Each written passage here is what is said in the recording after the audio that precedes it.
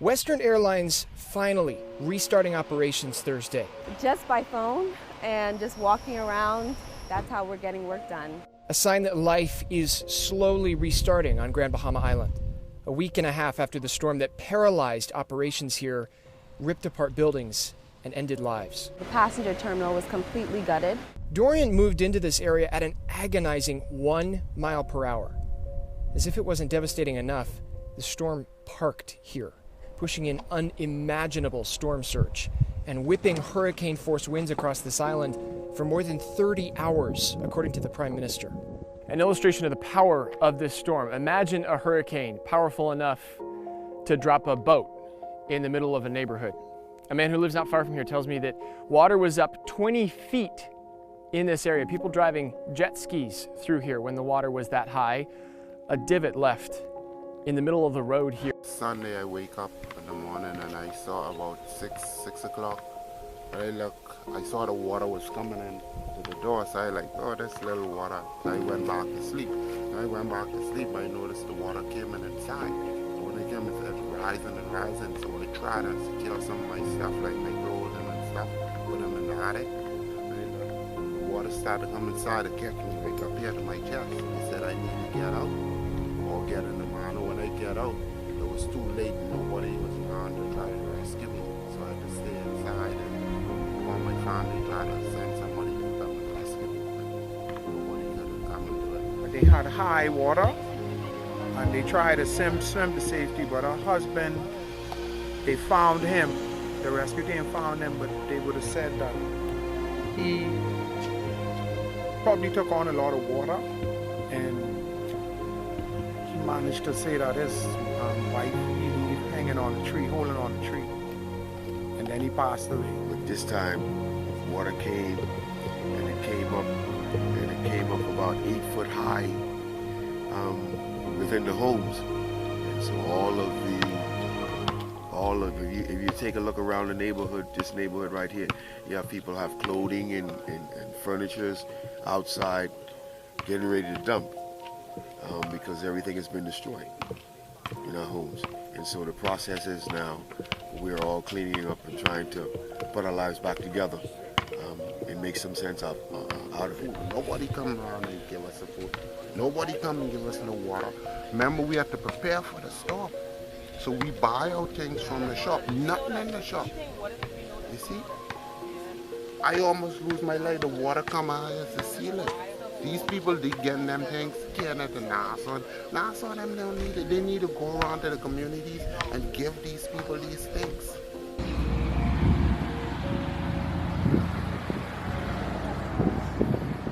Usually, I start off these videos just very, I don't know, not like this. And this is not a car video, and this is just basically me talking about the storm that we just went through about a week ago. The storm was Hurricane Dorian, one of the strongest, I believe it is the strongest hurricane that the Bahamas has ever seen. And if you don't know where I live in Freeport, Grand Bahama, which is the island to the left of Abaco, the island that got sit on for 2 days. And a big part of this storm wasn't the wind, but it was the water. I believe we had an official surge of 21 feet. I believe it's anywhere from 18 to 21 feet. Right here where I'm sitting, if I turn the camera away, right here, this is my Honda CR-V. When I came outside, the water was already up here, halfway up the rim. When I noticed that I needed to leave my area, I'll give you a shot of where I am. This intersection, this gas station, all they were completely underwater. So after showing you this video, you'd have a good idea of why I left this area. A lot of areas in Freeport, Grand Bahama became flooded because water came from the north side of the island and met with the water on the south side at many different points on the island. But at one point in time, almost the entire island was covered in water. So there should be thousands of stories just like mine, where you had to move your family. And there is a lot of relief efforts going around. People are giving things, material things needed to live. But that's not really what this video is about. I lost a couple of clothes. I lost 2 of my cars. I had 4, so shouldn't feel too sorry. I still have the Jeep, like I just showed you, and I have the Mustang. A big part of this storm should, at least the relief side of it, after the storm, should be focused on communicating with people, because going through what we went through and a lot of people being in life or death situations could really put you in a messed up state of mind where you're not sure how to respond to it. And when I noticed the water was rising too high, I have a 6-year-old daughter, a 2-year-old daughter, and my wife was 9 months pregnant. She went into labor the last day of the storm and gave birth a day later.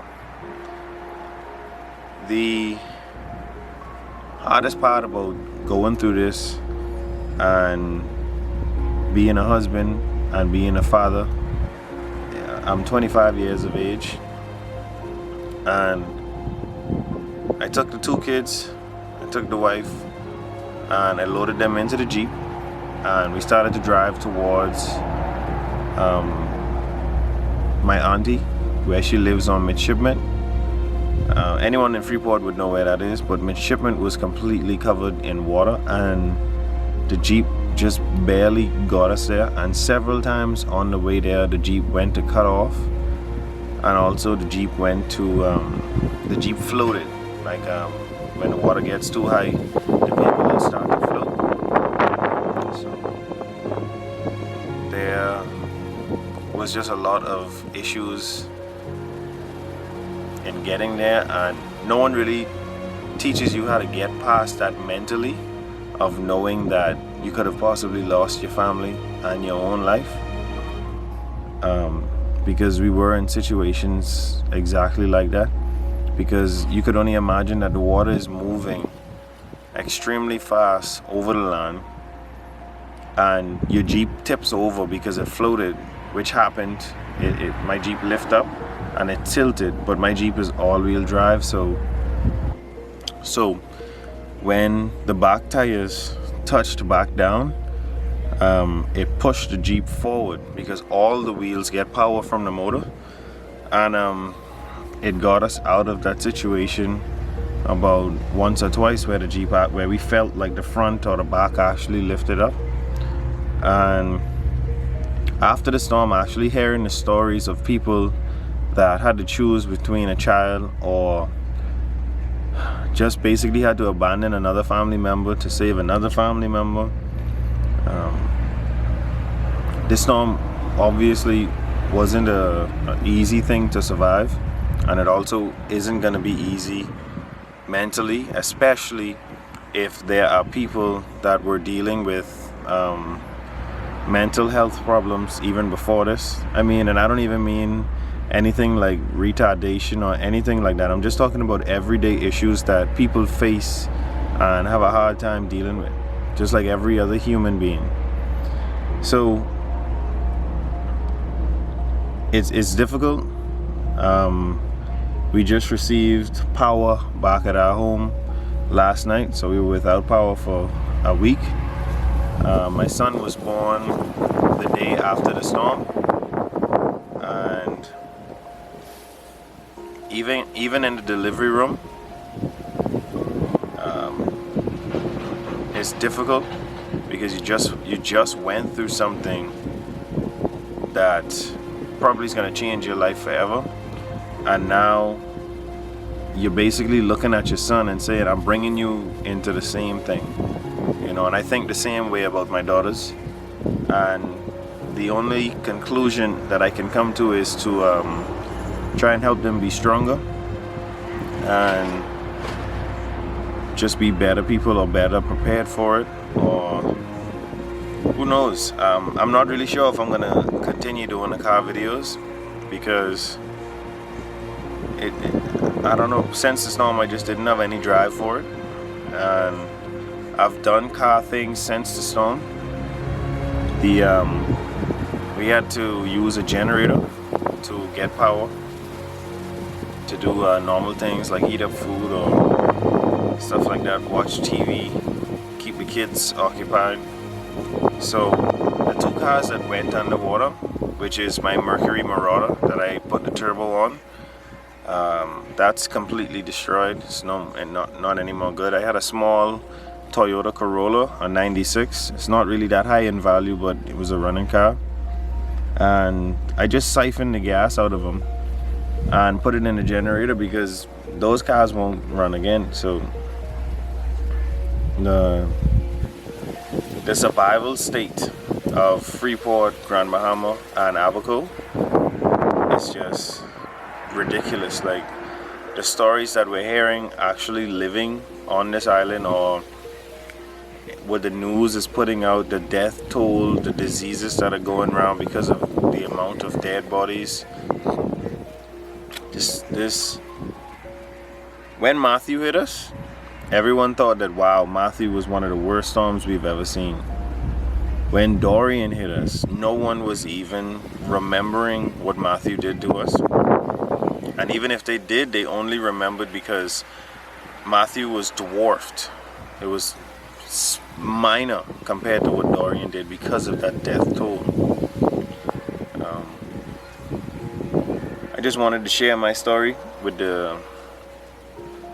people. I hope it helps. I know a lot of you actually live in the Bahamas with me, so if you're going through something, try and talk to somebody. Try not to keep it in, and try to continue being the best person you possibly can.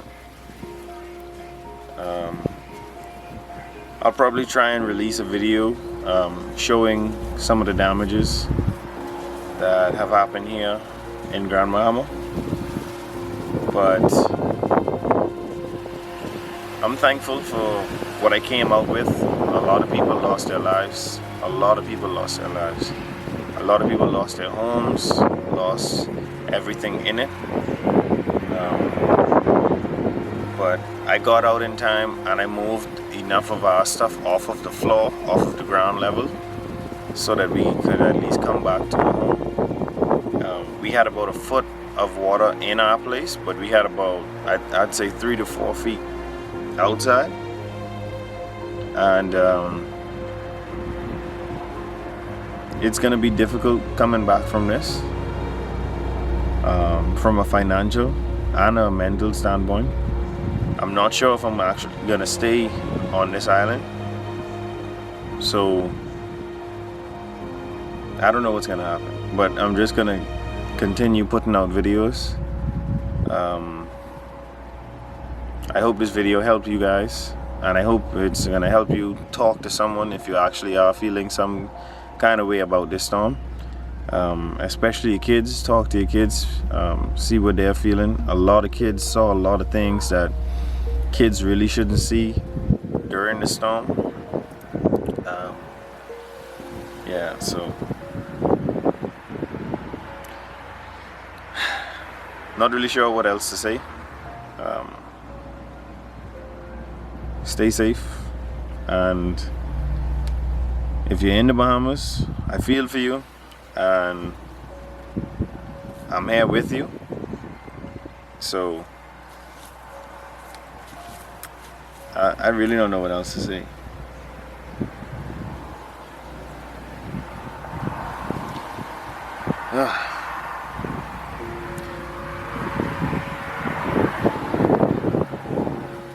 This is a tough video to record.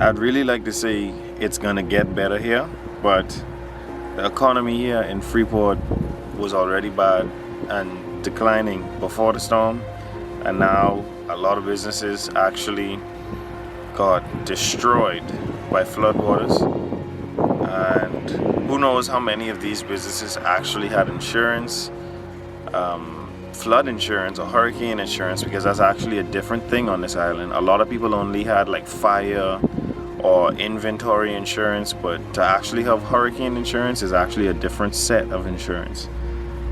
So a lot of people left on the cruise liners and are not coming back to try and make a better life. A lot of people left for the States, a lot of people left for Canada, a lot of people in Abaco and Freeport left for Nassau, which is our capital. But I don't know.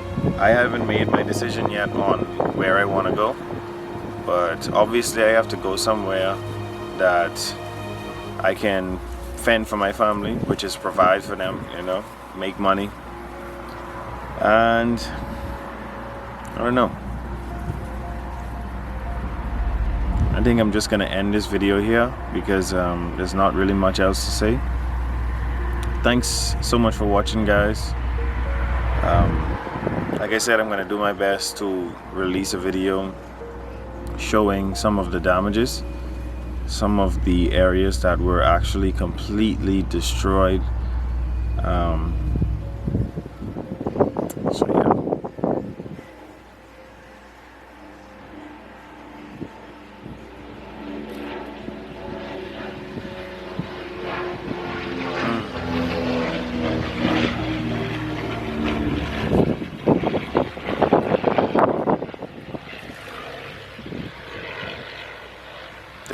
There's just really no clear-cut advice that I could give you to bounce back from this strongly, except for keep pushing, keep going.